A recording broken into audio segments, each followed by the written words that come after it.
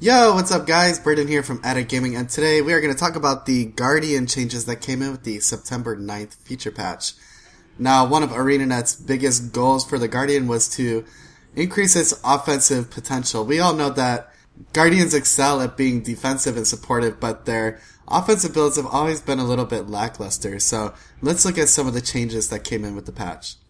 The first big change is to the trait Elite Focus, which is in the master tier of the Virtues trait line.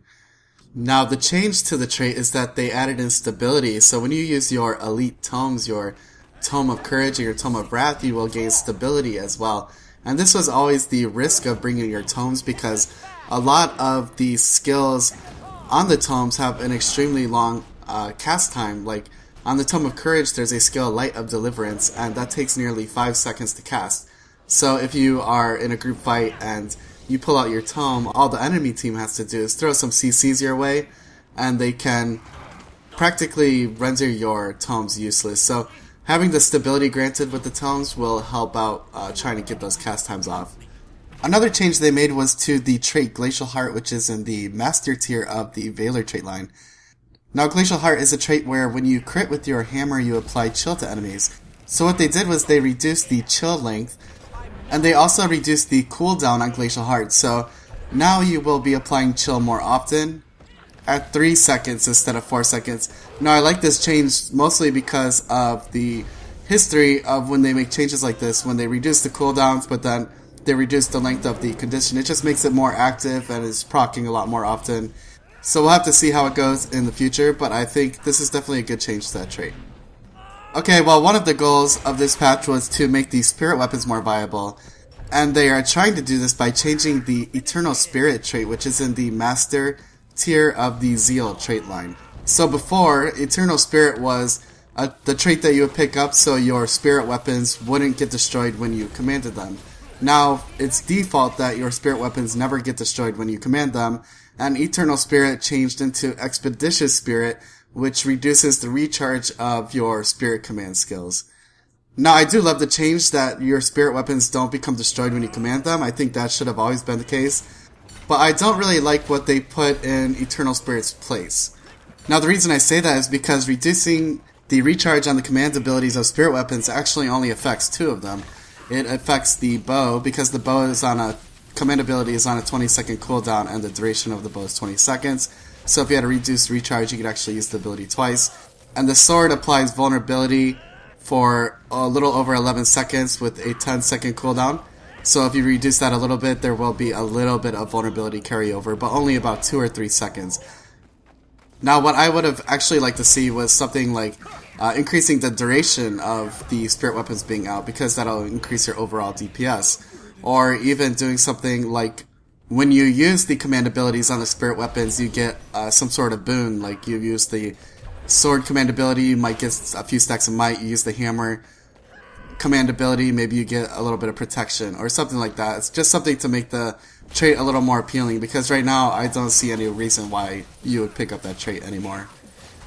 Now, they did actually buff up the spirit weapons a little bit as far as the command abilities go. The Hammer of Wisdom has a blast finisher on it, which is always great. It's always very useful to have a blast finisher. The Sword of Justice, like I said earlier, also stacks vulnerability now. The shield, instead of just applying weakness to the targets, it'll bounce back to your allies and grant your allies Aegis. And then the Bow of Truth has been increased to a range of 1200. Now, one of my favorite changes is the renewed focus change, and that's because I'm actually using a meditation DPS build, and I'm planning on releasing that build pretty soon. But renewed focus, your elite skill, is actually now a meditation and will benefit from meditation mastery, focus mind, and monk's focus. So you can get healing from using renewed focus and get some fury, and it will have a reduced cooldown, meaning you can use it to use your virtues more often. And along with the tome changes we were talking about earlier, they did buff up some of the tome skills. The Conflagrate in the Tome of Wrath has a 10% damage increase. Judgment on Tome of Wrath has a reduced casting time, and the Purifying Ribbon, which removes conditions in the Tome of Courage, now removes 2 conditions instead of 1. And everything else is pretty much bug fixes and skill fact fixes, trying to inform the player more of what they are actually choosing. So like I said in the beginning of the video, ArenaNet's goal was to open up the offensive playstyle of a Guardian more, and after you look over the patch changes, I really don't think they accomplished that. Improving the spirit weapons is a great thing because I actually really like the idea of spirit weapon, but they've been crap for so long and they really don't bring much, so it's to take up a utility slot where you can put in a meditation or a shout that could heal you or give you boons is a bit crazy. I really do like the change to the renewed focus that will make meditation DPS builds a bit stronger, but I do struggle to see the overall effect that these changes are going to have, because I just don't see enough here that's going to entice people to want to play offensive builds over the defensive and supportive builds that are very strong for Guardians. Now, the changes are really nice, but the question is it going to be enough? And I really don't think so. But I guess time will tell, and we will have to wait and see. Thank you guys for watching this video. If you aren't subscribed, please subscribe and like this video. And if you have any comments, make sure you are leaving them below, and I will be sure to get back to you. Thanks for watching, guys.